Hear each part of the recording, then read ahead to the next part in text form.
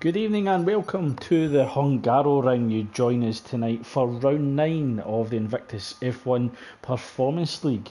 Before we get anywhere near the track, a quick introduction as always is to Malk. How are you this evening, Malk? I am very well, Craig. Welcome back, by the way. Welcome Thank you, back. thank you. Um, Just before we begin though, quick big thank you to Gareth, aka Captain Stiff, yeah, for filling definitely. in for me. I listened to some of the stream last week, and both of yous were spectacular. Great commentary as always from both of you. So a big thank you to Captain Stiff for that last week.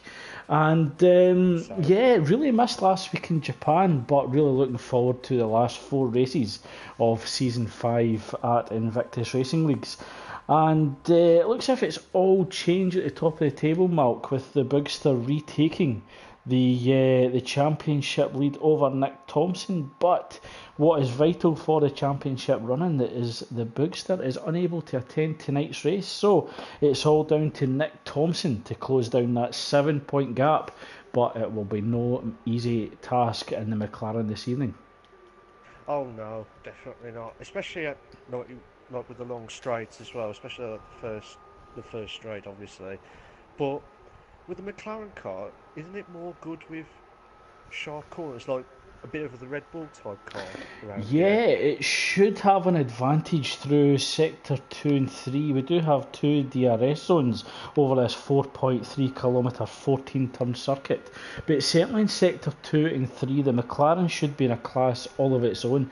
Quite similar to the Red Bull, but I think McLaren might have the slight advantage, and I think tyre strategy is going to be key as well. There it's very, very tight between the one stop and the two stop strategy. Drivers can go for a very safe, soft, medium strategy, or if there are those that want to risk a little bit more, going for the super soft, soft strategy, which we saw last night in the No Assist League. Oh, yeah, definitely. I think regarding the strategies, I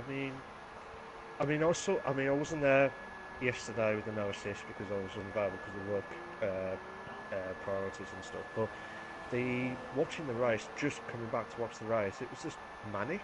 The top three was just manic. But with the strategies, would you have gone something different if you was racing tonight, or would you have gone the same as last night? Well, last night I never really actually set any qualifying lap. I think I invalidated my lap running wide out of turn one, and it was my intention to start on the softs going on to the super softs, and it pretty much locked me into the super softs as we only had 10 runners or 10 competitors last night.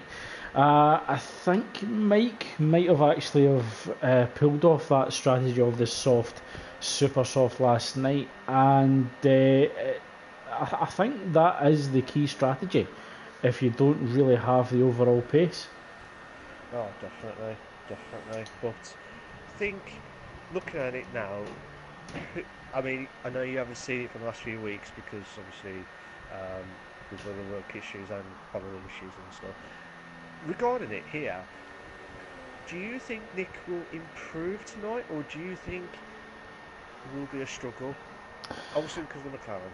Yeah, it's going to be a tough task for Nick this evening.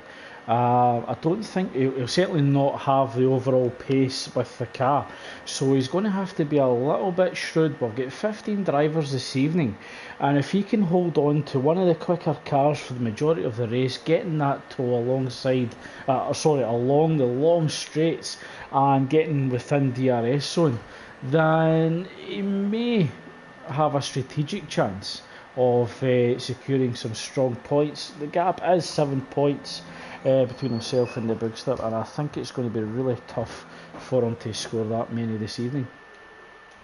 You never know. You put a bet on. You think Vettel was going to win in Germany this week gone, and he did, and he bottled it because of one silly mistake. So anything could happen. And while we was discussing, Shayu has done a lap of 119.6 in the Toro Rosso. What's the time before everyone else, what time do you reckon will be the pole for everyone I tonight? think we may see high 118s, so certainly a lot more time to be gained, and I'm expecting to see that in the Ferrari cars, or possibly the Red Bull. Red Bull being quite a strong car here as well. That actually drove the Red Bull last night in the North League against Mike in the Ferrari, and certainly in Sector 2 and 3, I had a massive advantage going through that compared to the Ferrari. Yeah. Oh, definitely. Definitely. We've got yellow flags on Sector 1. The Force India at the back, I've just seen there. But McLugpy, out of nowhere, a 119.6. 119.6. That is a cracking lap from him. And I keep saying it every week, and everyone's probably sick and tired of me saying it, but he's improving left, right, and centre. Don't you agree? Yeah, absolutely. He's definitely improving in the Eco League alongside Dora, and him and Doran really having a two-horse race for the championship this season. So they're definitely a class all on their own, and he's certainly setting an early. He's laying down the gauntlet very early in that Toro Rosso. But we may see a repeat of the Silverstone battle between McLugpy and Sheo, both in the same car this evening. So this is going to be a straight up fight between two very quick drivers. But who would win though? Out of them two? Well, at the moment, McLugby has the advantage with 600ths of a second, but don't rule out Giuseppe in the Force India, another very quick driver. And he's actually been unlucky in a few of the races. I think the most unluckiest he was actually in Brazil when he binned it coming out of the pits when he was leading the race. Oh, definitely. But, Bobby, this is just... You can't make mistakes. We're near the end of Season 5 of Invictus Racing Leagues. You can't mess up now. If you mess up, you know what's going to happen. And it will affect the way that you do it throughout the whole Performance League as well. Yeah, absolutely, Malk. You're absolutely right there. This is the business end of the season, and any mistake could be catastrophic. So it's really about who can rise to the top, who can actually come good at the end of the season when everything matters. And that's when we see what drivers can actually handle the pressure and which actually crumble under it.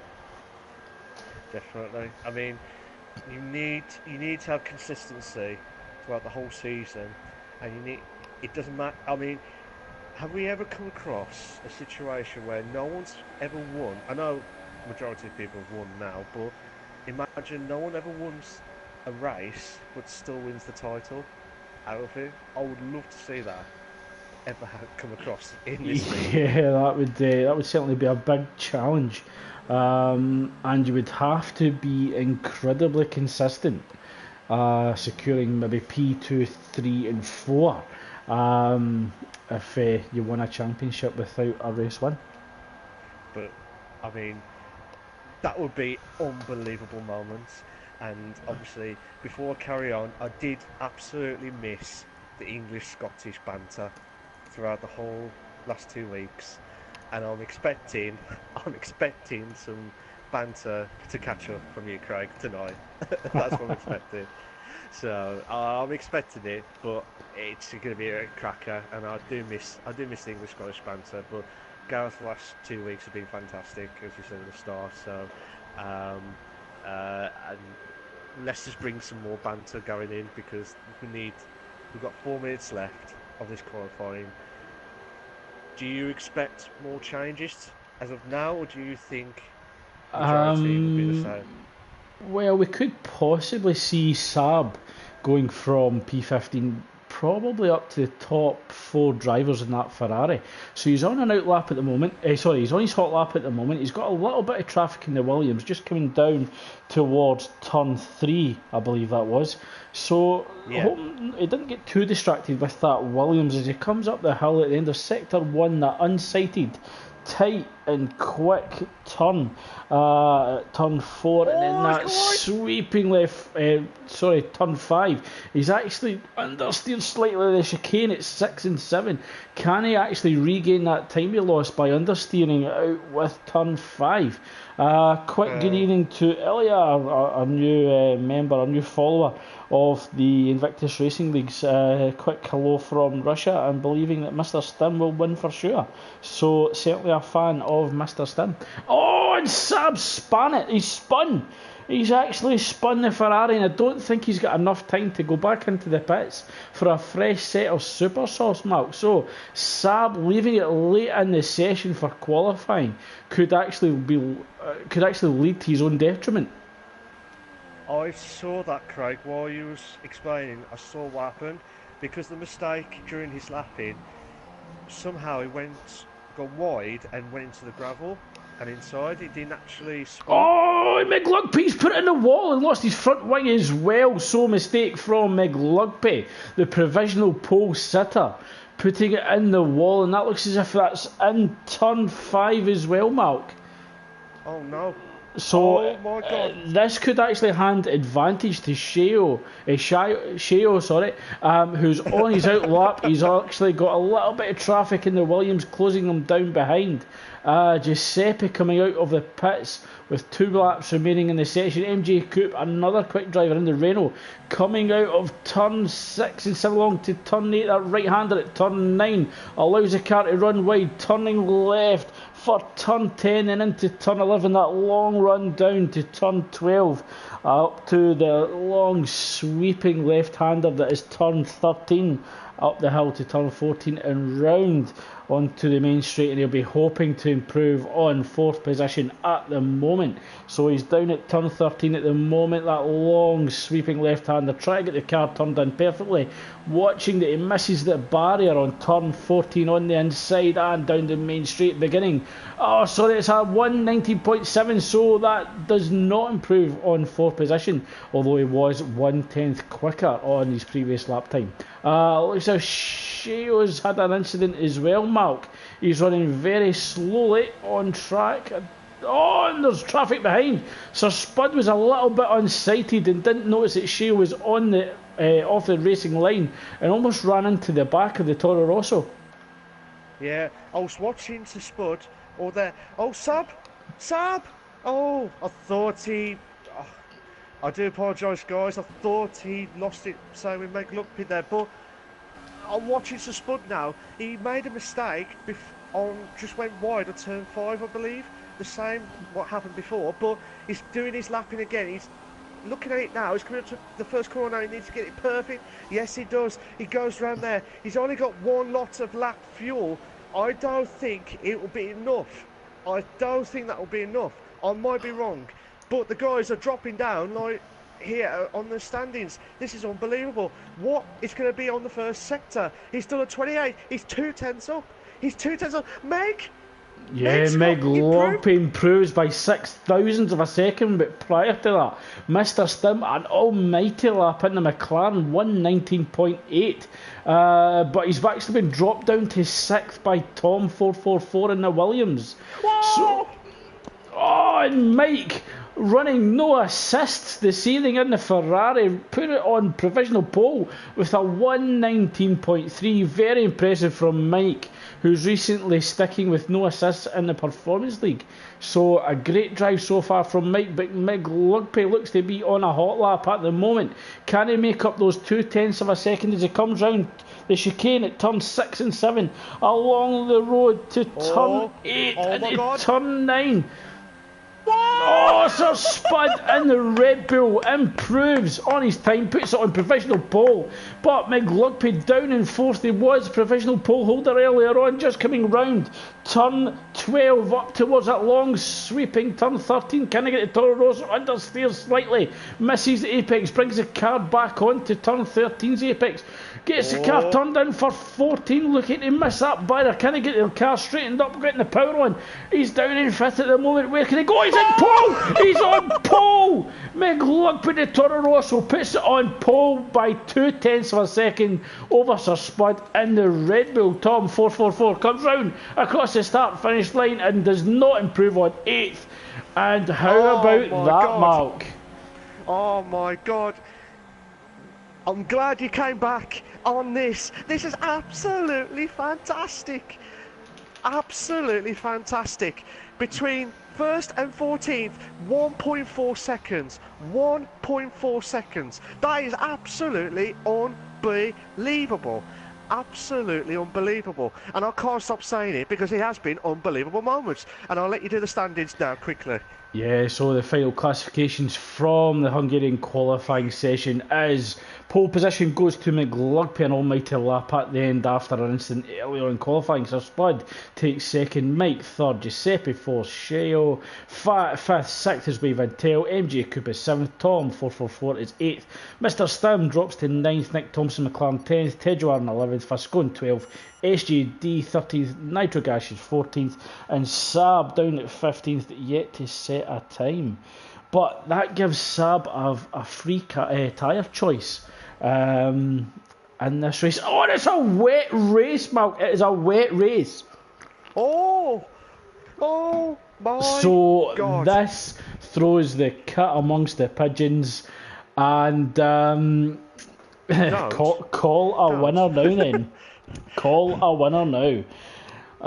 This can be anybody's race, and this is going to be really tough for Mike going on to the no assist. So Mike could really find this tricky, but cars such as the Red Bull and the McLaren should be mighty round this track in these conditions, Mark. So Mr Stim down in 10th I believe, 9th it was, could actually capitalise on these weather conditions and putting himself in a very promising position for the results at the end of the race. It's a tough one, isn't it? It's absolutely tough, but anything can happen. I mean, I know Sir Spud is a good wet driver from all the years I've known him. Nitrogash on his day can be really good, but he needs the points, and he needs the points badly. I felt, we all felt really sorry for him, like this season, and I'm hoping that he will get some points, and I don't want to jinx it, but I really hope he does get the points. Well, tonight. He's definitely a rain master, and he has got the car underneath him, Mark. So the ball is in his court. It is up to Sir Spud to see if he can actually capitalise on the car that he's been given tonight. But he's got some very, very good drivers round about him. And this is not going to be any easy task for any drivers with those raised curbs. They can be really slippy. So we have 3, 4, 5 red lights. The Hungarian Grand Prix is a go. So McLugby and Sir Spud get off the line. Sir Spud trying to go on the inside. That's a Ferrari off track. Not sure who that might be. It could possibly be Mike. Sir Spud coming under pressure round the outside from Sheo as a Renault goes off track as well. So Sheo looking to come round the inside of Sir Spud. Sir Spud runs wide, so he's actually run off track. He loses 2 positions to the Williams and the Force India, and he looks to come back on track and comes in behind Vantel, and that's actually Sheo's put it in the wall. Sheo has actually put it in the wall coming out of turn 3, Mark. Yeah, this is absolutely intense moments here, Craig. Nick's bit there. I can't say it. Nick's lost his front wing. Oh my God. Yeah, he's dropping down to 14th, and there was disaster as well for Renault driver MJ Coop. He'd actually fallen down to the back of the grid earlier on in the race. I think that was running wide at turn 1. And he's actually overtaken Nick Thompson with the damaged front wing, but Sir Spud coming under pressure from Mr Stim, who's actually gained 4 places after that start. Oh, he's done well, but I'm watching the Tej, Nitrogash, SJD battle, as well as Fascone and Saab. and Saab as well. We have a 5-car And train. Sir Spud running wide again at turn 13, but Mr. Stim just couldn't get the traction on the inside to effect a move. But Mr. Stim looking to come up the inside at turn 14, just looking to find any grip under these tricky conditions. Oh my God, we have got the Tej train here. Tej, Nitro, SJD, Vasconi. SJD's trying to get past the Nitrogas on the inside here. Oh, yeah, it looks as if God. Tedwar's struggling for grip as well as he goes deep off track at turn 1, tries to come back on. He's going to come under pressure from Fast going in the Renault and Nitrogas and the Red Bull. Nitrogas looking to go round the outside. Fast going runs off track.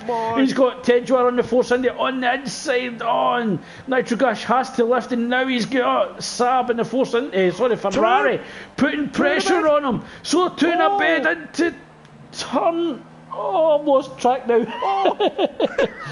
Yeah, so there's contact between Nitrogas and Saab at turn 5. Yeah, Nitrogas has lost a bit of his front wing there because of that incident there. It might be early, I don't know. But yeah, Giuseppe's closing on, Mick. Yeah, the front of the grid, Malk, Giuseppe all over the gearbox of McLugby coming down towards turn 12. So Giuseppe looking to line up the Toro Rosso of McLugby possibly down the main straight. But Wave Intel is within touching distance as well, only 7/10 of a second behind us. It's almost a repeat of the three-way battle for the race lead of the No Assist League last night. So we could possibly see a three-way battle for the race lead. Oh my God, Giuseppe's got the fastest lap of this race so far. It's only been lap 3, but MJ Coupe.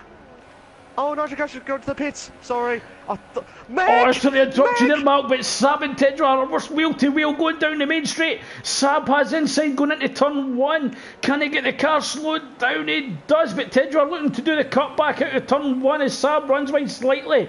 Two very good friends off track, but not very good friends on track. Saab tries to do the squeeze on Tejwa trying to fight back. A little slide from Saab at the rear of the Ferrari, and this is allowing Fascone and the Renault to come into play as well. Yeah, Saab saying, Shamal, what a slide! Unbelievable! Yeah, it looks as if Tedwar's really struggling with front end grip in that Force India. So he's really trying to get traction with the front wheels, and he's struggling with the dirt air coming off that Ferrari. And Saab misses the chicane at 6 and 7, actually cuts and gains a slight advantage there over Tedwar. Oh my God, we've got 4 cars battling out for the top 4 at the minute. Meg's holding on Giuseppe. Giuseppe saw the gap. He might have thought, but Meg is trying everything possible. Meg's got wide. Yeah, Meg runs wide. Can he bring the car back? There's contact between Meg Lugby and Wave Intel. And I think Meg Lugby might have got he's got front wing damage on the left hand side. So disaster for McLugby, who was actually leading this race. He is, Giuseppe's now leading this race now, but Wave Intel will be assisting up Sir with Red Bull. Sir Spud having a little look up the inside at Wave Intel at turn 1, thinks better of it. He knows he's got the car underneath him, and he has the advantage of performance. He does not have to risk anything on lap 4, so Sir Spud playing the long game. Yeah, he's just doing the slow game there. Tej and Vasconi having a ding-dong battle here, but I don't know what happened there. But yeah, they were definitely trading places going down towards turn 3 there, Mark. So the Renault and Force India are certainly trading positions. Oh my God, what do we do? Steve's moved up to 5th, and he's catching up on Meg Lugby. This is a fantastic drive from Steve at the minute.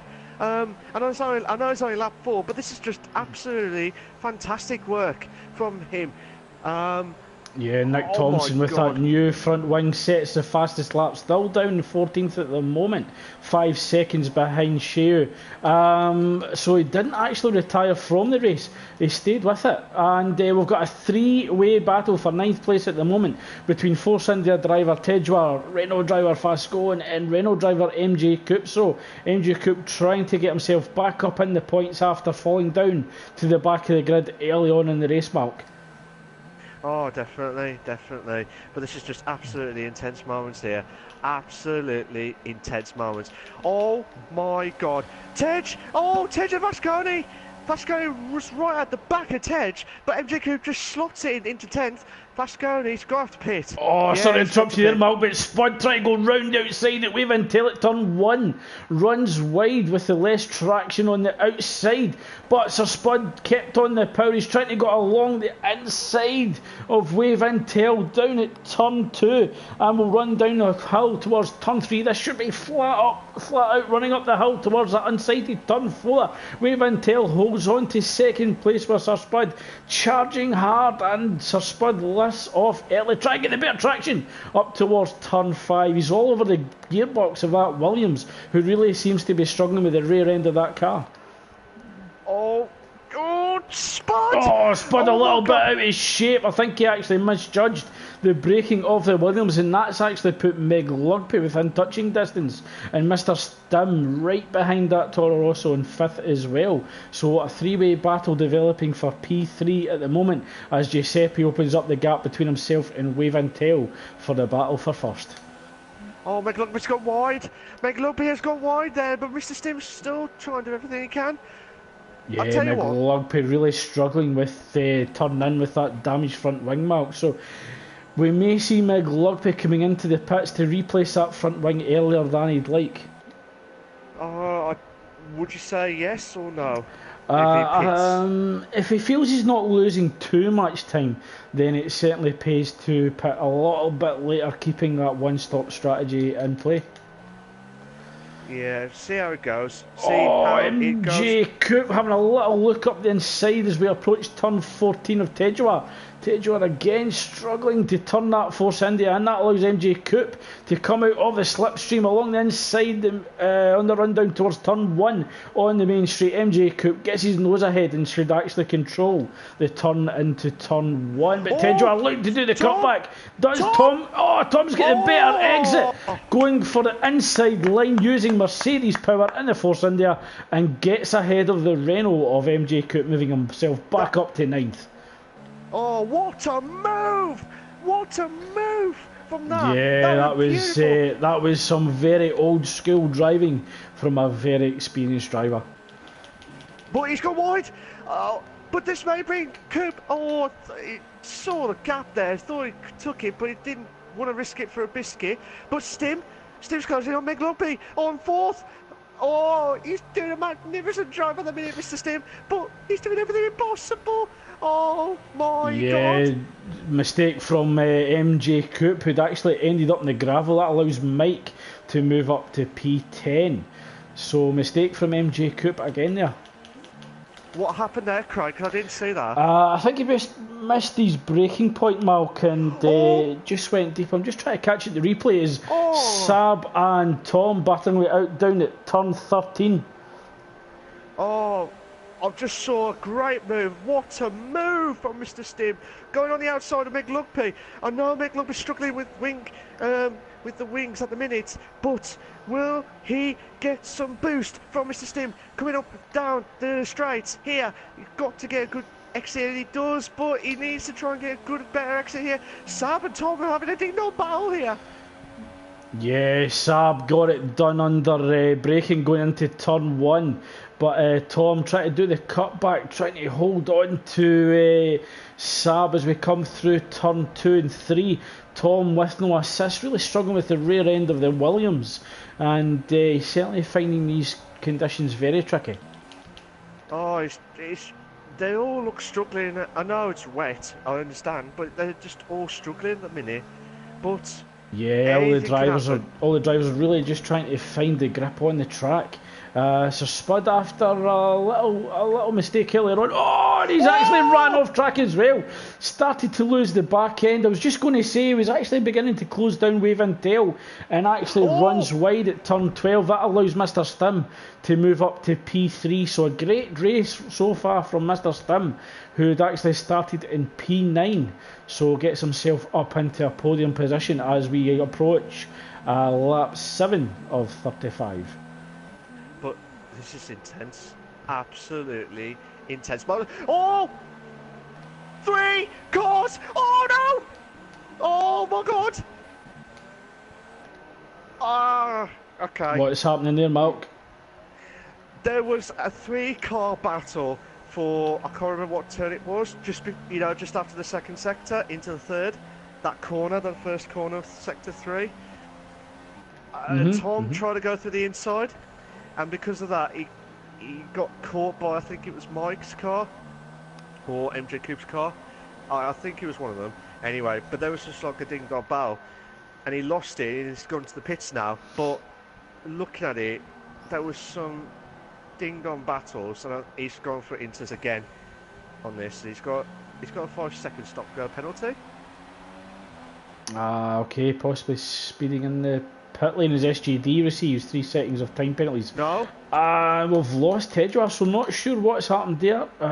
Possibly retiring from the race, feeling that the Force India wasn't performing as he'd like.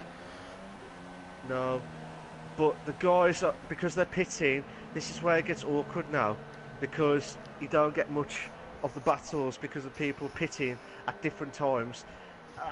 This is intense, but the only battle we've got at the minute, Craig, is Mr. Stim and Sir Spud. Now, I keep saying this every year, until he wins it, I'm going to keep saying it every year, Sir Spud needs to try and get some good results. If he doesn't get good results, he can't win the title, or anyone else can't win titles if you don't get any good, decent results. But also, well, he's still within touching distance of Mr. Stim, and he's certainly not out with the podium finishes yet. Still a long way to go in the race, and he's within 0.4 of a second of Mr. Stim and McLaren as we come round turn 1 down towards turn 2. And this is where both Red Bull and McLaren are mighty with the chassis on both cars. So this is going to come down to driver performance, as both cars are fairly equal coming through sector 2 and 3. Don't get me wrong, Craig. Mr. Stim, because in the McLaren, he is a one-quick driver, and he's showing that with a McLaren car in third position, podium. Oh, Sir Spud just misses his braking point again. Almost goes into the back of the McLaren, and because of that mistake, he's actually lost a lot of time to Mr. Stim ahead, and lost a lot of time to McLugby, who's still yet to fix that front wing. But McLugby doing fantastically well with the lack of downforce. Only 1.8 seconds behind Sir Spud. Yeah, I was saying, sorry, Craig, about Sir Spud. On his days, Sir Spud can be lethal with the car. Whatever car he's got, it can be really lethal and can do well. But I said in the start of the race, he should be good in the wet. At the minute, at Hungary, he needs to catch up to Mr. Stim. And at the minute, Mr. Stim's just... Well, just an update from Tom. The reason for retirement, he actually went into the pit to change his front wing. The mechanics failed to do so, and I think it was just out of frustration. So certainly Tom will be having words with the mechanics down at Force India after that mistake. Yeah, that's just shocking what's happened at Force India crew for doing that. They're just not pitting, they're not putting the correct wings. It's just ridiculous. I don't blame Tom for get them have a rollicking at them for that. So SGD in the Haas comes into the pits and will exit in P11 as Sheo goes through in the Toro Rosso. So SGD first driver to go for the pit window. And we will be approaching the first pit window in the next couple of laps. Sir Spud still holding on to Mr. Stim, the gap 0.9 of a second. So we could actually see the Red Bull mechanics and Christian Horner plan for the undercut at the McLaren team. So will we see Spud try for the undercut of Mr. Stim as we're on lap 10 of 35? Certainly 25 laps on intermediates is certainly a tough ask. Or will we see the track actually dry out? You can see bursts of clear sky, not much, but you can see it at the background, Craig. If you go through... Oh! Meg's gone wide! Saab's gone through and into fifth. Yeah, and I think we've seen enough from Meg Lugpay on that front wing. So after that mistake, I think Meg Lugpay has been called into the pits from the Toro Rosso team, and he'll be looking to make up that time on the second stint. Sir Spud still holding on to a 4/10 gap from Mr Stim, still in P3 as Giuseppe continues to open up the gap to Wave until it is sitting now at 5.1 seconds. So Giuseppe in control of the Hungarian Grand Prix. Yeah, he's in definite control, so he should guarantee the win. But anything could happen. Yeah, and just going back to the weather that you were speaking about, Mark, the breaks in the cloud. I wonder if we could actually see a reverse in the weather that we saw at the German Grand Prix at the weekend, where everybody was waiting for rain. Will we see everybody staying with the wet tyre, waiting for it to dry? Or will we see the drivers coming in for the intermediates, hoping that it doesn't get dry for a while yet? It's a tough one because you, obviously, if you was a proper professional driver, you don't know what to expect. You're just hoping for the best and see what happens. But looking at it, I mean, how many laps inters around here should it be about? I think possibly 14, 15, 16 laps if they're fresh. However, with the cars battling, possibly sliding, then certainly it's going to put more tyre temperature in that compound and pretty much shred those tyres, which will certainly affect durability. And Mr. Sim Spud gets a great run on Mr. Stim in the McLaren, looks to go round the outside at turn 1. They've actually got the ghost car of Tedgware ahead, who had retired from the session. Mr. Stim late to put down the power, and Sir Spud looks to go round the outside at turn 2. He's going round wheel to wheel, but he has to go round the long way, and that allows Mr. Stim to hold on to P3 at the moment. Mr. Stim's struggling. He looks like he's struggling with the tyres, but Sir Spud... Sir Spud can have a little look up the inside at turn 4. He thinks better of it, but he has to be aware that Saab is closing down at an alarming rate. He's only 1.8 seconds, so he's gained 0.3 of a second through sector 1. So Sir Spud has to get this move done quick as possible because Saab is within touching distance of the Red Bull driver. He is, but this is absolutely intense. Yeah, and I think Sir Spud feels that hurry up because he's really hassling Mr. Stim as Mr. Stim slides slightly as he exits turn 11. What a move! And there's contact between the McLaren and the Red Bull, which sends the McLaren wide. So a little bang of the cars, and Sir Spud moves up to P3 with Mr. Stim coming under attack from Saab in the Ferrari as we come up towards turn 14. Oh my God, what will Sir Spud... he's gone a little bit wide there. Yes, Sir Spud runs wide. That allows Mr. Stim to go round the outside down the main straight. Saab, will he get in the action? Will we see a three-way battle into turn 1? Please! Looks as if Saab's just thinking better of it. Sir Spud runs wide. Mr. Stim trying to squeeze a space. We're going to see a three-way battle into turn 2, Milk. Three to bed. Mr. Stim's in the middle of that. Simage comes across, just tries to hold off the Red Bull. That is brilliant. Yeah, fantastic driving from Mr. Stim. Great defending. And Saab just saw the door opening up and allowed himself to move up into P4. So Sir Spud, after running wide at the exit of turn 14, was the biggest loser there. So Saab in the Ferrari looking to put the McLaren driver Mr. Stim under pressure at the chicane at turn 6 and 7. Oh my God, this is absolutely intense moments. So Saab's doing what Sir Spud was doing for the last few laps, try and have a ding-dong battle with Mr. Stim. Yeah, and this is an absolutely fantastic drive from Saab, who started at the back of the grid, who did not set a qualifying time. So fantastic drive from Saab, moving up to P4, putting Mr. Stim and the McLaren under pressure as we come up towards that long sweeping turn 3. This is going to come down to who gets a better exit out of turn 14. So Mr. Stim's opened up a little bit of a gap, trying to stay off the apex slightly, trying to find that better grip, and Saab just trying to tuck in towards the McLaren to get that toe, getting pulled along into turn 1. He's still too far behind to make a move into turn 1. Mr. Stim comes across onto the racing line, looking to defend against Saab in the Ferrari. Can we see Sir Spud capitalise on this battle between Mr. Stim and Saab at the moment? He needs to do something, Craig, because he has lost that. He did all that battling with Mr. Stim. Saab's come in. We had a three in a bed from one corner to another, and we need more. I want more. Yeah, absolutely. If Sir Spud thinks a little bit shrewdly, if he thinks he can get his intermediates to the end of the race, it is the prime time to undercut, and he actually might get the jump on both of these drivers who are continuing to battle for third place.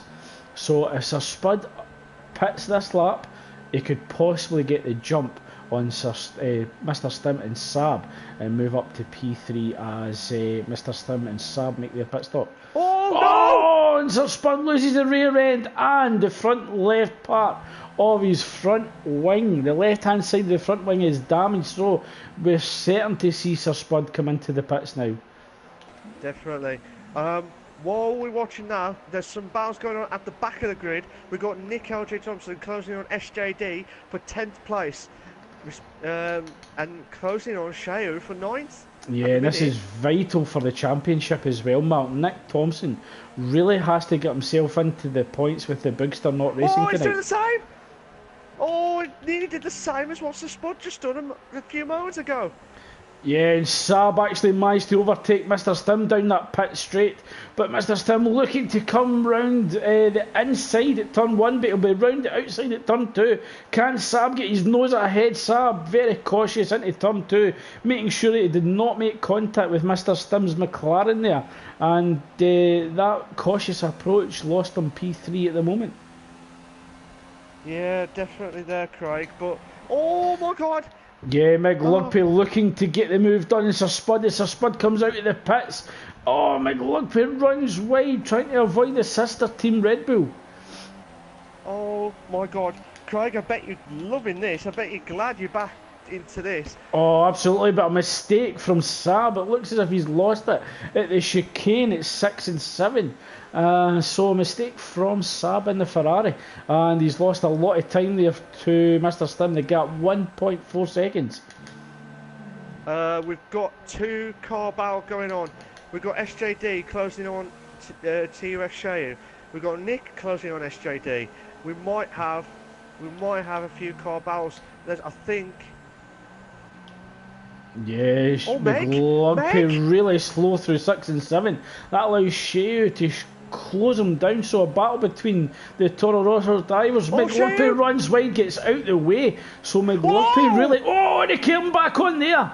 He came back on there, almost clipping the rear of the Toro Rosso of Shao, right in front of SGD.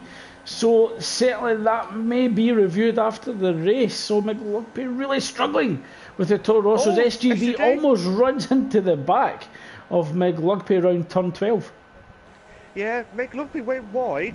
He lost control of the car, as in turned to AI car, and that's what happened. Shao's going into the pits. Shao has gone to the pits. It looks as if SGD got caught underneath and actually got caught off guard there with McLugby's car, and the big gain there was for Nick Thompson. Oh, definitely. We got another one. We got Saab and Mr. Stim again battling out. Yeah, so Sir Spud, Mr. Stim losing time to Saab after Saab's earlier mistake at turn 6 and 7 on the previous lap. So Mr. Stim coming back under pressure. But the gap between Saab and Sir Spud is sitting at 27.5 seconds. So Sir Spud needing to get the hurry up to get the jump on both these drivers. Yeah, I was going to say, when you say under pressure, we're not going to get Queen singing under pressure at all. Not yet. Oh my god! Oh, so Saab just misses his braking point again, almost makes contact with the rear of the McLaren, and that is enough for Mr. Stim on those tyres. So Mr. Stim comes in on lap 16, as he did not pass the start finish line to start lap 17. So it's crucial. Where is Sir Spud in relation to Mr. Stim? So Mr. Stim just coming into the pit box now. Tom coming into the pits as well. This frees up Sir Spud just coming up the hill towards turn 14. Mr. Stim just being released from the pit box. Sir Spud coming round turn 14. Mr. Stim just coming out onto track, and he's actually got a healthy lead over Sir Spud, so Sir Spud could not make the undercut work. He must have done a mistake, Craig. He must have done a mistake somewhere in this. Yeah, I think you're right there, Malk.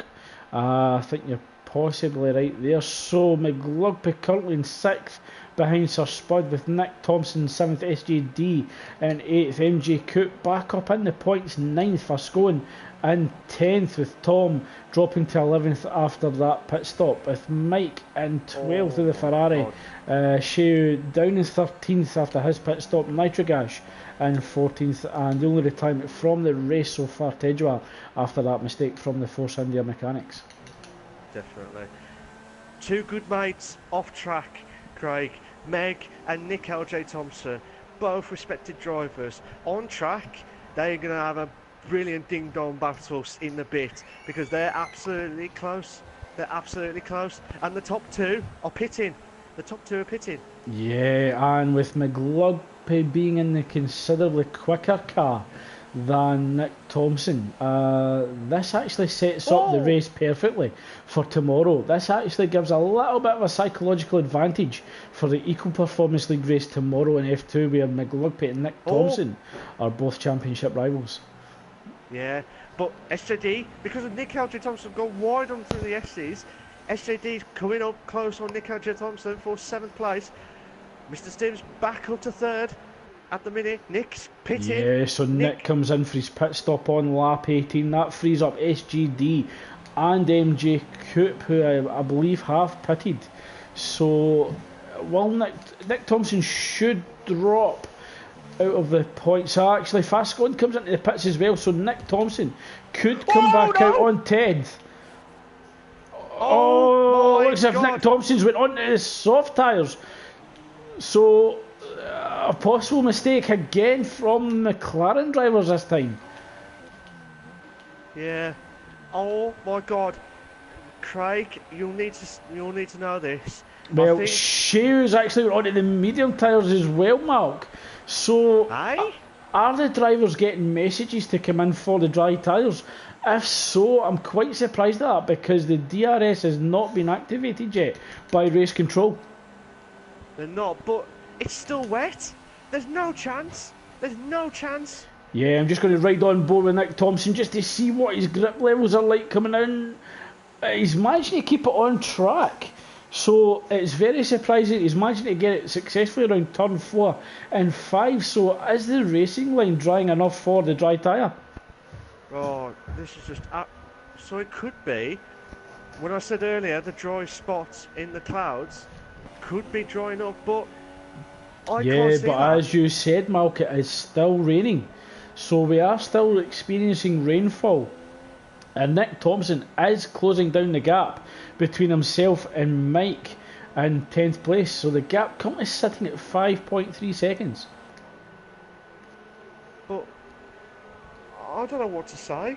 I'm a bit speechless at the minute, because would you have pitted for those? Definitely not, because I have not seen DRS being activated. So that indicates that the track is still considered to be too wet, too unsafe for the DRS to be activated, and certainly too wet for the dry tyre. But Nick Thompson taking 3 seconds out of Mike. I don't think Mike had an issue, but he's taken 3 seconds out of Mike over the course of a lap. So Nick Thompson's certainly getting those soft tyres to work in the McLaren in lap 19.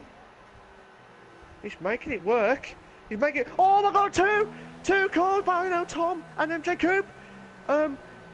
MJ Coop caught in the dirt here slightly at turn 5, running wide, struggling with understeer as approaches turn 6 and 7. So Nick Thompson almost all over the back of the Ferrari of Mike. They got 1.3 seconds. So that's 4 seconds over the course of a lap and a half. So Nick Thompson definitely getting those soft tyres to work for him. to be fair, Craig. To be fair, if you was on the mediums or on the soft tyre, they're cold enough.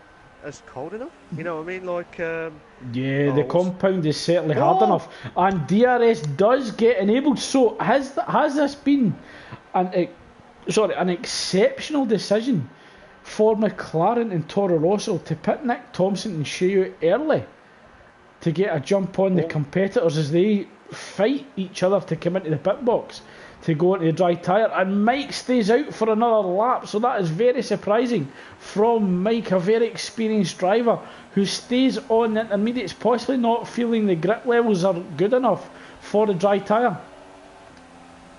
oh my God, they're going for it.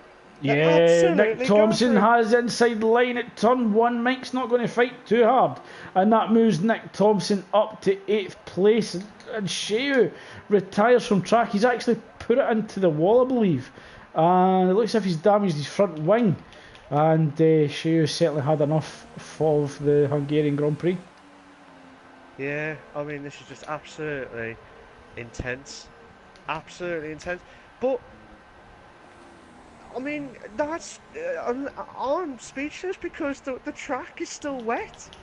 I can see it's still wet on our screen, unless it's dry on their screen. This is unbelievable, absolutely unbelievable. Well, Saab in the Ferrari also stays out, so Ferrari still feeling that the track is still too wet for the dry tyre. Wave and Tail comes into the pit, so Williams feel the track is dry enough for the soft tyre. So Giuseppe currently leads the Grand Prix by 16.8 seconds over Mr. Stim, who's up in P2. Fantastic drive from Mr. Stim and Giuseppe, and also Saab. So Saab starting to close down Mr. Stim. The gap 0.8 of a second. Will we see both drivers going into the pits in the same lap, going onto the dry tyre and allowing the mechanics to have a straight out fight, or will we see either driver going for the undercut? So stay tuned, and we'll certainly find out as McLugby comes into the pits. He's actually just exiting the pit, on the soft tyre. MJ Coupe remains on the Inter Saab, closing down Mr. Stim. The gap 0.6 of a second as we just come up towards sector 2. So will Mr. Stim and Saab pit for the dry tyre? Oh, Stims, I don't know, Craig, I don't know. You choose. It's not Big Brother. You choose. Will they go? Will they be? They won't be evicted because they'll probably get kicked out of the lobby if they do that. But this is intense. Or it could be that Mr. Stim and Saab are actually trying to stay out as long as they can on the wet tyre, looking to go on the super soft as the track continues to evolve and dry out. So are they? Ooh, it's a big risk. As soon as you lose intermediate temperature and grip, then you're really going to struggle. So they can see that Giuseppe stayed out on the inters, and they can see that Sir Spud is now just coming into the pits for the soft tyre. Wave Intel actually overtakes Sir Spud as he's in the pits, so Wave Intel moves up to 4. So Saab can see Wave Intel on the soft. He knows he's got a 12.8 second gap. He'll be watching that gap to see how quickly he's going to lose time to Wave and Tail, and that will give him an indication whether it's dry enough to go into the dry tyre. Mr. Stim can only see Giuseppe and Saab behind, both on the inters, so Mr. Stim won't get the same information from the dry tyre as Saab will. So it's a little bit of an advantage to Saab at the moment. Wave and Tail's taken about half a second out of Saab so far on that soft tyre. But absolutely intense. Absolutely. We don't know. It looks as if Giuseppe has control of this race and he should bring it home, but I don't want to tempt fate after what happened in Brazil on his exit of the pits. So certainly anything can still happen, and the final podium positions are far from decided. So Saab does come into the pits, and this should be for a dry tyre compound. But the question is, will it be the yellow walled soft tyre or the red walled super softs? And Mr. Stim is going to have to drive the wheels off that McLaren to actually softs. So it is a soft for Ferrari. Mr. Stim's going to have to drive the wheels off that McLaren, trying to escape the undercut from Saab, but Saab's going to be in traffic from Wave Until ahead, so Saab's got a little bit of work cut out for him. Yeah, definitely. I was just watching the Pasconi-Mike battle going on because it was within 5/10. I mean, Mike on no assist, fair play to him, he's still in 11th place. He might catch up to MJ Coupe for 10th, but we have to wait and see how the others plan out. The top two are the only ones who have not pitted for the softs yet, or mediums at least. Yeah, so, and we've got 12 laps remaining as this track continues to dry out, Malk. So jump on board quickly with Mr. Stim as he's just coming through Sector 3 at the moment, just coming out of turn 11, I believe that was. Yep, turn 11. He was just exiting turn 11, come round turn 12, approaching turn 13 as Saab receives a 3-second time penalty for multiple warnings. So Mr. Stim, will he come into the pits or will he remain out? And it does come into the pits, so we're going to ride on board with Wave Until, 9.3 seconds behind Mr. Stim, while Saab is 9.2 seconds behind Wave Until. So it's crucial that Mr. Stim's mechanics at McLaren gets this car back on track as quick as possible. As Saab is just coming up towards turn 14 at the moment as Wave Until sets the fastest lap with a 1:32.4. Yeah, I was expecting that from Mr. Stim. He's got 11 laps remaining. It made sense to go on the super soft tyres, and Saab goes past the McLaren of Mr. Stim, but Mr. Stim will be on the quicker tyres compound. Yeah, but correct me if I'm wrong, isn't that much more quicker on the tyre pressure than it is on the softs? Quickly. I know there's only 9 to 10 laps left. Yeah, Mr. Stim should be able to get the tyre temperature in those super softs quicker than it took Saab on the soft. But certainly the super soft should get Mr. Stim to the end of the race. And I'm just looking at the gap now. Mr. Stim is closing down the gap between himself and Saab. It's fluctuating between 1.7 and 1.5 seconds. So this is where it will be key, that extra grip through the technical sector 2 and 3. Mr. Stim now receives a 3-second time penalty for corner cutting. So both... What's happened there, Mark? What's happened there? Pasconi lost the car after the first corner. He lost the car after the first corner. He was barreling out for Mike, and now he lost the car, and he's just like, it's just unbelievable. And now he's, because Giuseppe's just gone past him now, this is absolutely devastating moments for Pasconi. His tyres are still on the grass mode at the minute, but that would be bad news for him. Yeah, but just an update on the championship, Mark, that Nick Thompson is currently up in 6th place, so he will secure 5 points and puts himself within 2 points of championship leader the Boogster, who did not race tonight. So this is crucial for the championship battle with the 3 races remaining after this evening. So can Nick Thompson close down Sir Spud the gap 13.4 seconds over a 10 lap distance? It has got SJD 6.5 seconds behind. So can Nick Thompson close down the gap to Sir Spud, getting that 1 extra point, or is he just going to safely bring the car home and secure 5 points for the McLaren team tonight? Oh, Shayu has left the session. Giuseppe pits. The race leader has pitted. He notices the timings between himself and Giuseppe should cross over onto the super softs.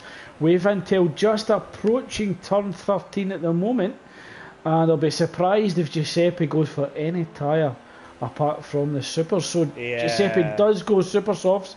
Wave Until just coming around turn 14. Giuseppe gets released from the pit lane, just coming out to the pit lane. Wave Until will be approaching its speed, and it looks as if Wave Until might get the jump on Giuseppe. Oh, where is it? Oh, Giuseppe comes out just ahead at turn 1, but Wave Until's tyres will be up to race temperature, whereas Giuseppe's will be lacking that temperature coming down towards turn 2. So it is certainly far from over at the moment, Malk. as we are on lap 26 of 35. Oh, this is absolutely intense moments here. But what's going to happen? Will we see Waventel get the win over Giuseppe? Giuseppe just pitted, by the way, so this may be compromising and stuff. Yeah, it looks as if Giuseppe's struggling for a little bit of grip at the moment, Mark, as he's getting those tyres up to tyre temperature. Waventel within 0.7 of a second, so Waventel trying to keep within DRS activation. Oh, Waventel almost lost it. Giuseppe runs wide. Oh! Giuseppe runs wide at turn 11. Sorry, Waventel moves up to P1, and the Williams and Saab's only 3.4 seconds behind Giuseppe. So Giuseppe really struggling on the super softs at the moment, so this is crucial for race victory. The gap only 1.3 seconds. Giuseppe will be looking to close that down again. 1.1 just outside DRS activation. He doesn't get it this lap, but can he close down the Williams on lap 27 as Saab continues to open up the gap between himself and Mr. Stim? The gap currently 4.2 seconds at the moment, so it looks as if Ferrari power is just too much for Mr. Stim and the McLaren at the moment, Mark.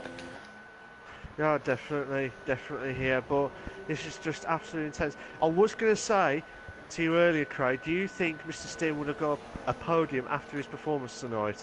I would have thought he would have done, but he's certainly starting from 9th up to 4th. Certainly he's deserved it on his performance. It's just unfortunate that we got the dry weather which came into play, gave advantage to the Ferrari and Saab. So I think had it stayed wet conditions with the intermediate tyres, then Mr. Stim would certainly have been within a podium spot. Oh, definitely. But will Waventel do the same as Giuseppe? Oh my God! Yeah, Giuseppe all over the back of Waventel as we come through turn 11. Waventel parking the car in the middle of the track, goes defensive up towards turn 12. Waventel having to defend with all his skill, but Giuseppe on that quicker tyre certainly has advantage. Both cars with Mercedes power, but Giuseppe on the supers may just have the edge on this battle for P1. Here we go. Will we see two in a bed? Yes. No. Yes. Oh, Waventel looking to get the squeeze on Giuseppe. As Giuseppe's on the inside now for turn 2.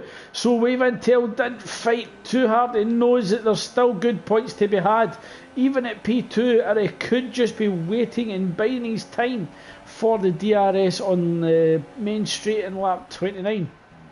But Craig, Saab's closing in from the top 2. He's within 2.1 seconds off Waventel. Yeah. Giuseppe mistake from Giuseppe at turn 5. Hands the position back to Waventel, but you're right, Malk. The more that Waventel and Giuseppe battle, this plays into the hands of Saab, who is only 1.1 seconds behind at turn 9.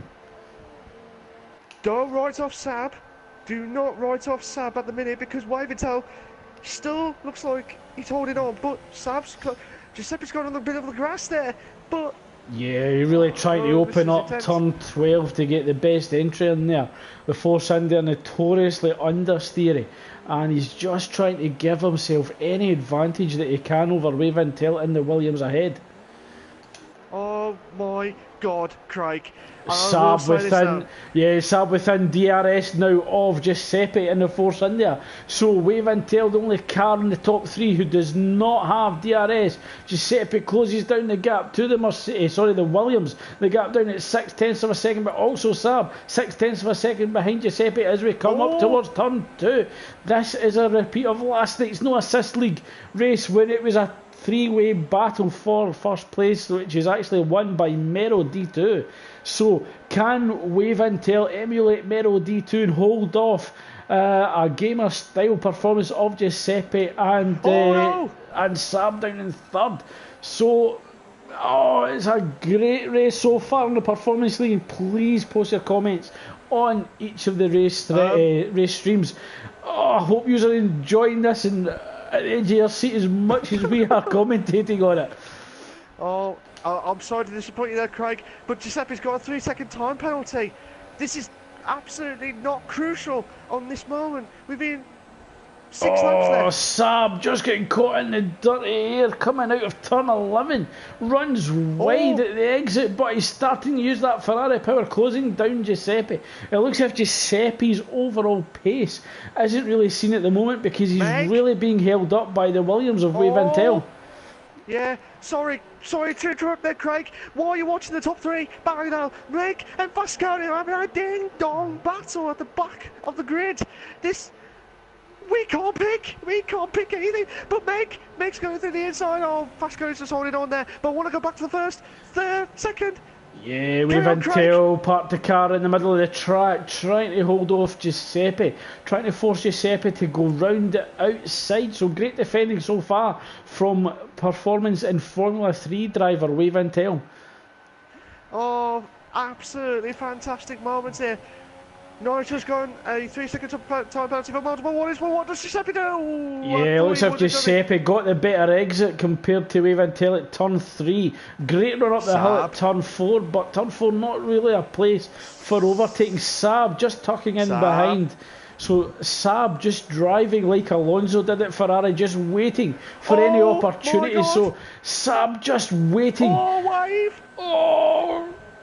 The top 3 drivers separated by half a second, and it's just anybody's race here with 5 laps. What a move from Saab! Absolutely fantastic.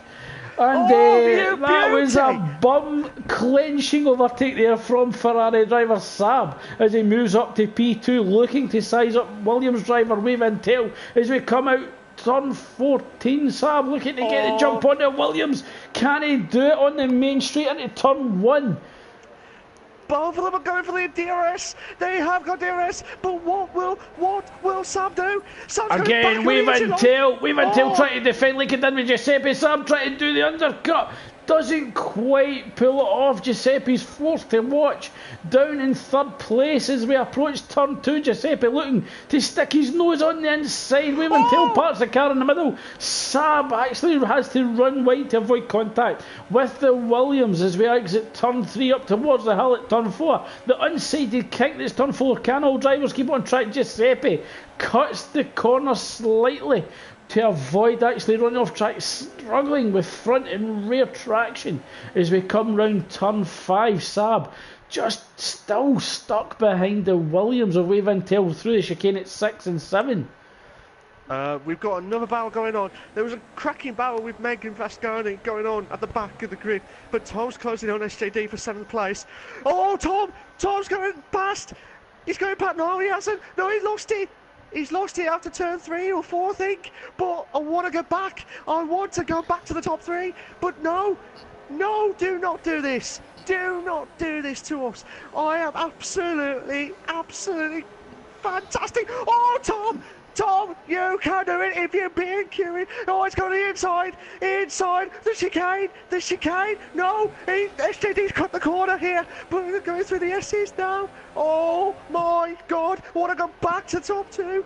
Oh, yeah, no. Waventell and Saab are starting to break away from Giuseppe. They've opened up the gap to 1.4. Saab again trying to get that undercut, and Waventell just doing it too quickly. If he delays it slightly, that gap on the inside might open up. But Saab looking to go round outside at turn 2, and he's forced to go round the long way. Can't make any time up on that Williams driver. Waventell defending spectacularly at the moment. So a great drive from Waventell at the moment, holding on to P1, great. Holding off Saab, holding off Giuseppe. Oh my God. You don't see raindrops. This is Waventell sweating already from first place, Craig. This is absolutely intense moments. Tom's moved up to 7th. Tom has moved up to 7th on the Performance League so far in this race. But what it does Saab do? Oh my God, my voice will be gone. Oh, Wave! Oh, Saab sliding slightly with the dirty air of the Williams of Wave and Tail as we come through turn 10, 11, down towards turn 12. Round turn 12, up that little hill, slightly into that long sweeping left. Turn 13, Wave and Tail runs off, runs deep slightly. Wave and Tail trying to keep Saab at bay in the Ferrari. Saab right on the gearbox. So Saab just comes out the toe. There's traffic ahead. Saab trying to go on the outside, but actually just gets back into the slipstream of Wave and Tail. Can he go round the outside at turn 1?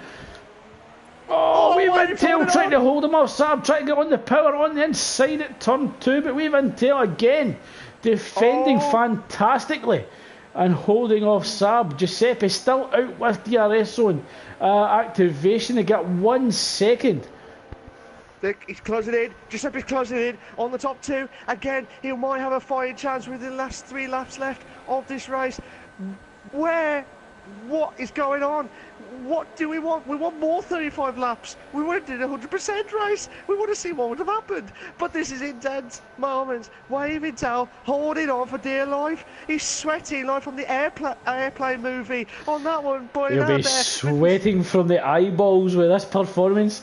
And it is an absolutely fantastic battle between Wave and Tail, Saab and Giuseppe.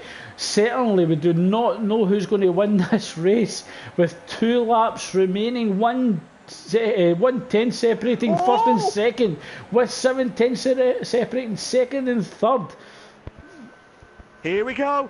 We might have a 3-car battle again. Yeah, because Saab hasn't managed to overtake Wave and Tail. This is allowing Giuseppe to come back into play. The gap 0.4 of a second mark between Giuseppe and Saab. So if Saab wants the race win, he's going to have to get it done, or he could actually drop down to third, with Giuseppe looking to put that pressure on Saab again, trying that undercut. But Wave and Tail, very shrewd defending. He knows exactly what Saab wants to do there. Yeah, he's trying everything, but where's Giuseppe? Giuseppe, Saab's going a little bit wide there, but he's going to try and hold off Giuseppe while he's trying to get past Wave. But, oh my God. Yeah, I think Saab's going to have to throw Wave and Tail a dummy to try and get him moving the way that Wave and Tail does not want to go. So I think maybe they'll 1-2 dummy, go outside and inside. I think that's what we're going to have to see. Here we go. What? This is 2 laps. 2 laps? Yeah, 2 laps remaining. We are on the penultimate lap of the Invictus Performance League. We are round 9 of the Hungarian Grand Prix. We have 2 laps remaining. Saab slightly out of shape there as he was trying to open up the corner. Wave and Tail parks the car in the middle of the track, forcing Saab again to go round outside. Saab trying to get the car turned in, looking for the cutback.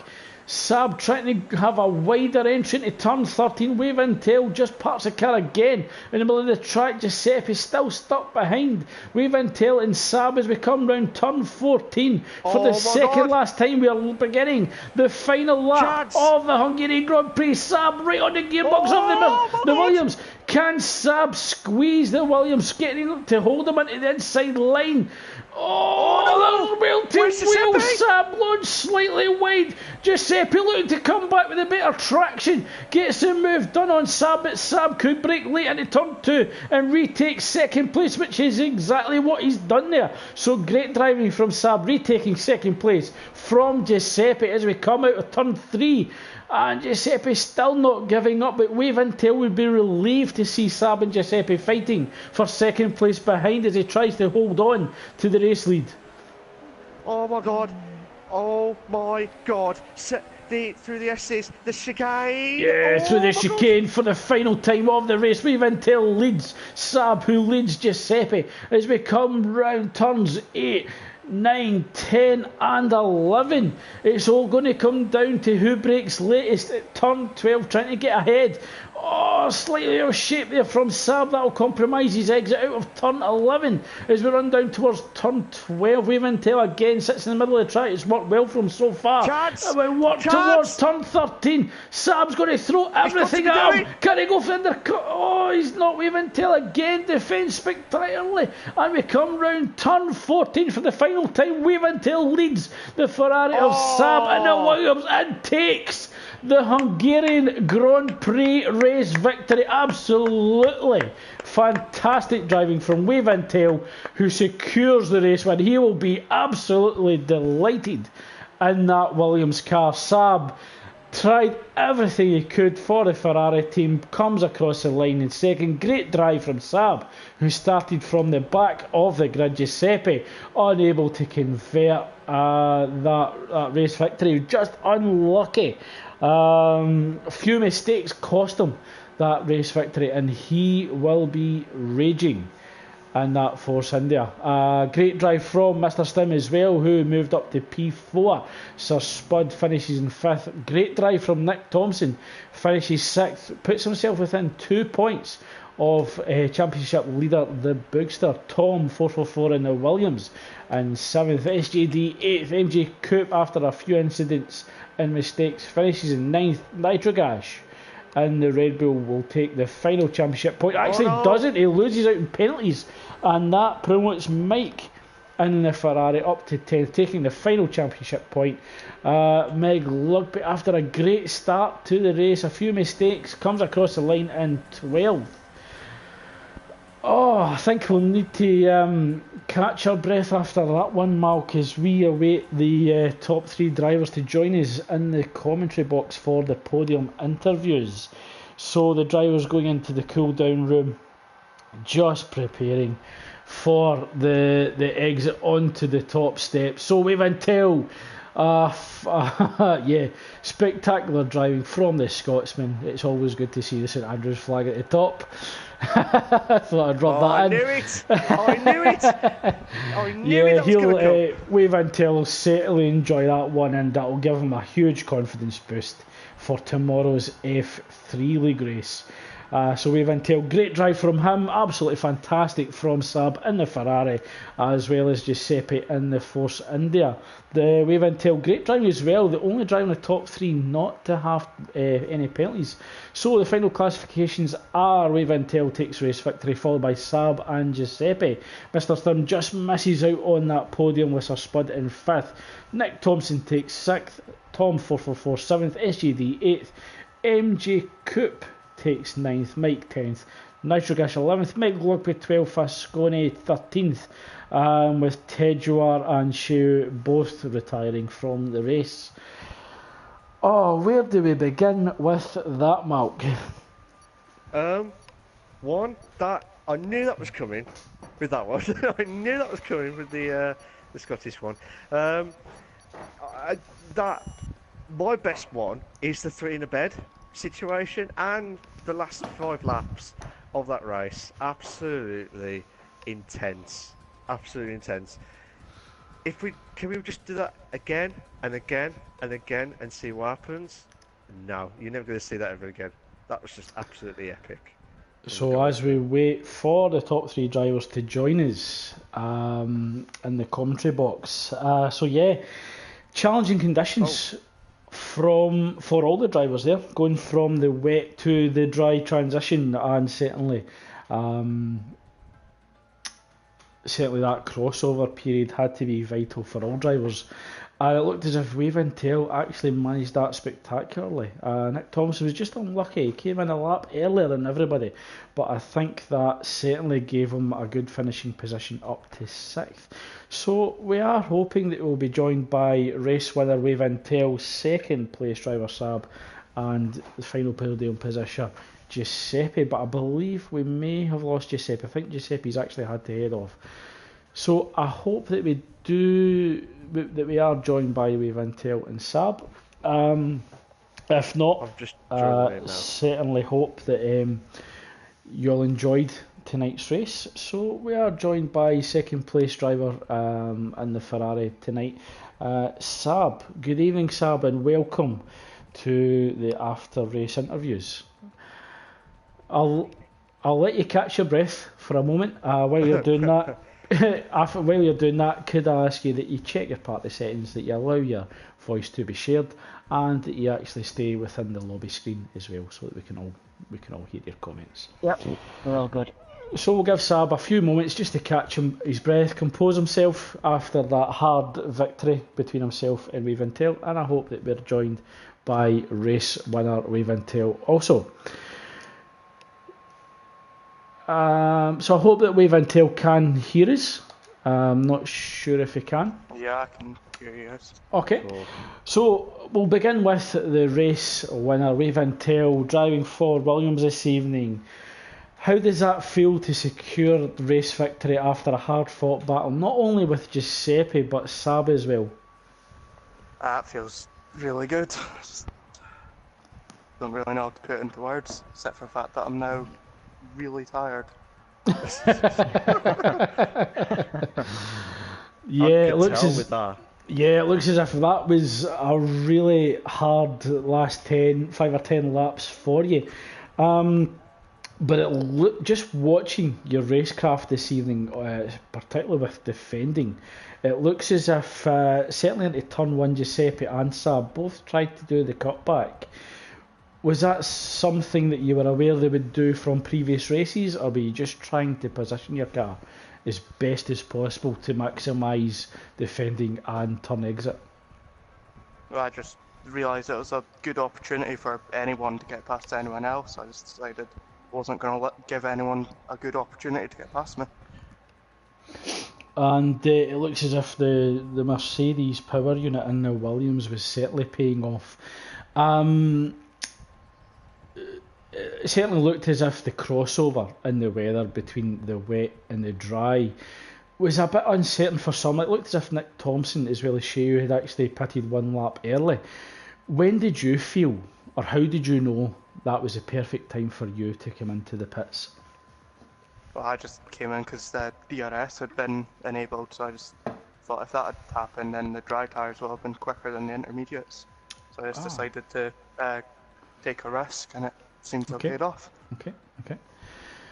And it looks as if you had quite a little tough battle swapping positions between yourself and Giuseppe, and that final time that you had that mistake where it kind of freed you up a little bit and then Sab was promoted, was that more of a relief to see Sab behind you, or did that feel more pressure than Giuseppe? Felt more pressure because Sab was just putting in fastest lap after fastest lap, so I would have actually preferred to have Giuseppe behind me. Okay. So we'll leave you for the moment, Waventel, and we'll move on to second place finisher Sab. It looked as if you left qualifying really late, and I think you started actually at the back of the grid. Yeah, that's right. Did you feel going into the race that it was going to be a long evening, or did you imagine yourself getting yourself into a podium place? No, I didn't imagine podium at all. I just couldn't get a setup right in qualifying. I got 2 invalid laps, and the only lap I did manage, I went wide at one of the chicanes, so it weren't good. So when we seen it was obviously going to be raining, I thought it could be chance to make some place up, at least top 10.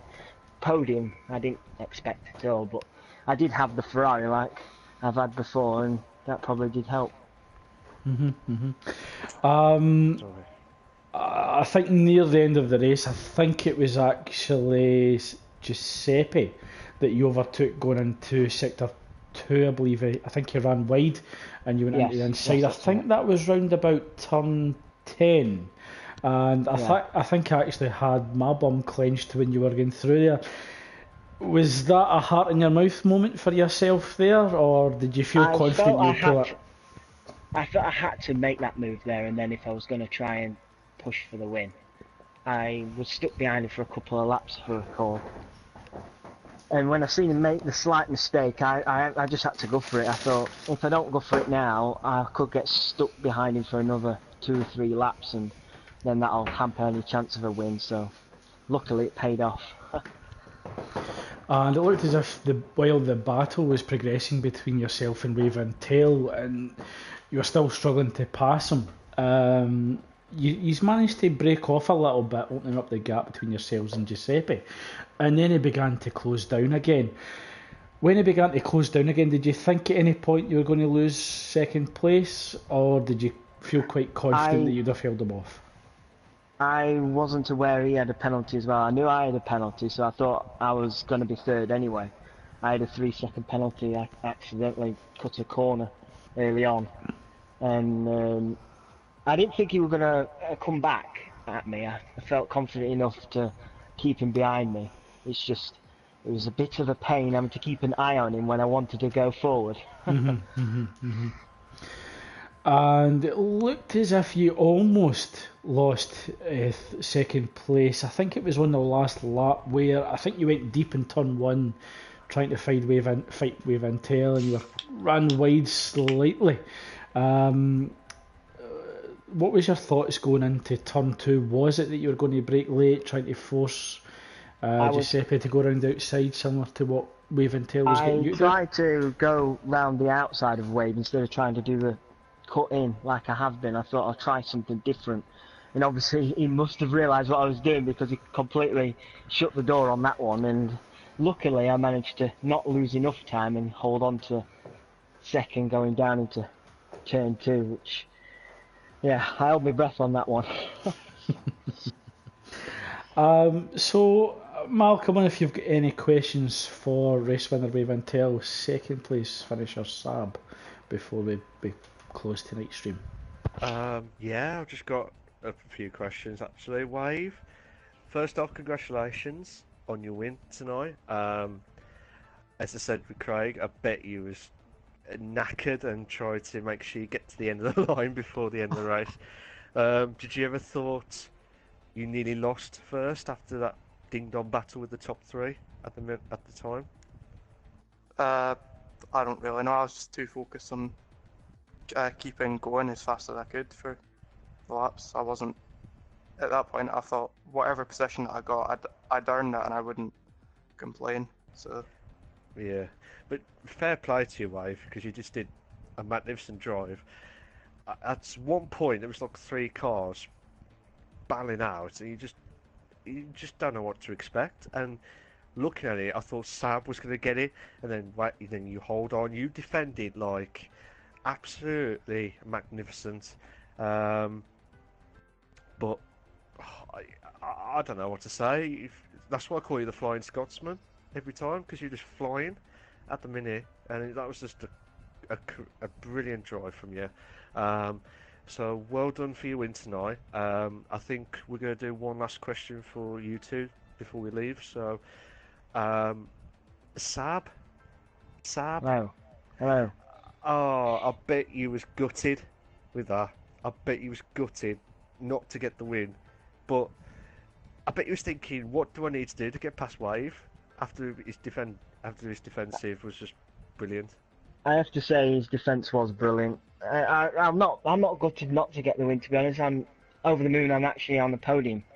Starting at the back was not ideal, and getting into the podium places, I'd have snapped your hand off if you offered it me at the beginning of the race. But yeah, the defending of Wave was brilliant. I literally tried everything I could, and he just would not budge. His car was like 3 car lengths wide every time I tried a different move. So yeah, it was a good battle. A good fair battle, I say. Yeah, fair dues. And like I said, as you said earlier, you just driven a magnificent race, started from the back and got to a podium. On the last lap, you could have won. That's fair enough. A podium is fantastic result after you start at the back, but there's got to be a slight hinge of like, I could have got this. I could have gone from back to first. I may have if I hadn't have had the penalty. I always had in my head that someone's not got a penalty around me, so even if I'd have got ahead of Wave, I'd have had to have built up a big gap of over 3 seconds to ensure that, and with a couple of laps left, or even the final lap, there's no way I was going to do that unless Wave completely went off the track. So yeah, a win would have been nice, but I'm not I'm not bothered, to be honest. I'm just happy with second. Fair dues. Fair dues, Sab. I mean, magnificent drive. Same with you, Wave, and Giuseppe as well. 3 brilliant drives. Heart attack moments from you guys, from us too. I mean, Craig's just come back after his break, and he's come back and he saw a 3-way battle. It was just. Even I've got a heart attack moment after watching that battle with the top 3, and I want to watch it again because you just don't know what to expect anymore. But once again, guys, thank you for a spectacular end of the race, because we did not know what to expect, did we, Craig? Absolutely not. We couldn't have called that at all. Just a quick question to Sab. When you go to the Hungarian Grand Prix at the weekend, will you be looking at turn 1 going, I should have done that? Yes, definitely, yes. I have to say, I don't know if you guys caught it, but I was particularly happy with my overtake on Spud. It was on turn 2. I did it around the outside of turn 2 and managed to get round him that way, and that was my favourite overtaker tonight. I don't know if it was that one or someone else did it, and it was a magnificent move. Someone did it, and I was just like, what a move, and I can't remember now. I don't know if it was yours, Sab. I can't remember. Yeah, I definitely did go around the outside of him at turn 2 because he was holding me up, so I tried something different.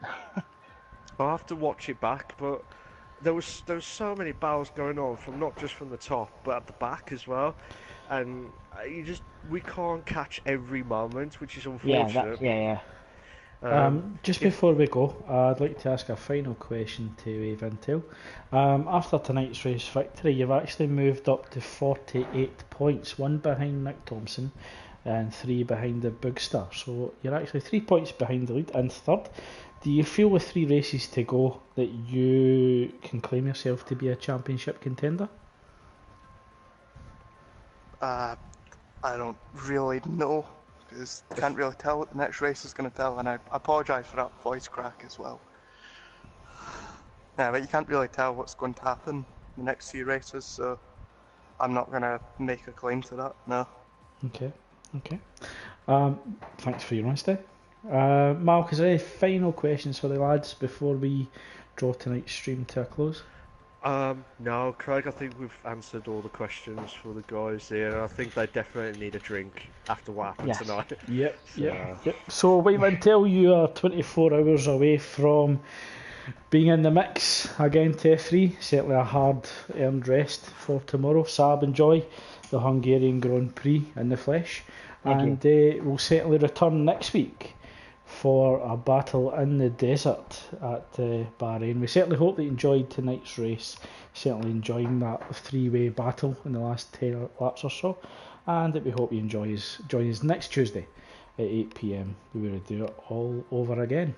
So thanks to the drivers for joining us in the commentary box. A thank you to Malk as always for joining myself for commentary, and we will see you next Tuesday in Bahrain.